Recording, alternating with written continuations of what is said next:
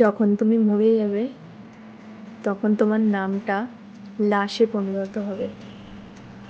তখন তোমাকে তোমার নাম ধরে কেউ ডাকবে না, তখন বলবে লাশটাকে গাড়িতে ওঠা, লেট হয়ে যাচ্ছে। যখন তোমাকে শ্মশানে পুড়িয়ে আসা হবে, তারপর তোমার বাড়ির লোকরা স্নান করে ঘরে ঢুকবে, কারণ ঘরে কোনো বাজে কিছু যেন না ঢুকে।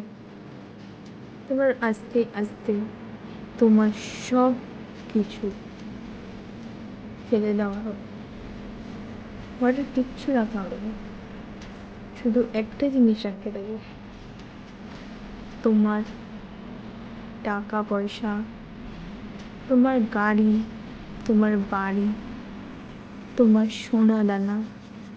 তুমি সোনা দানা হিসাব করা হবে, তখন টাকা পয়সা হিসাব করা হবে।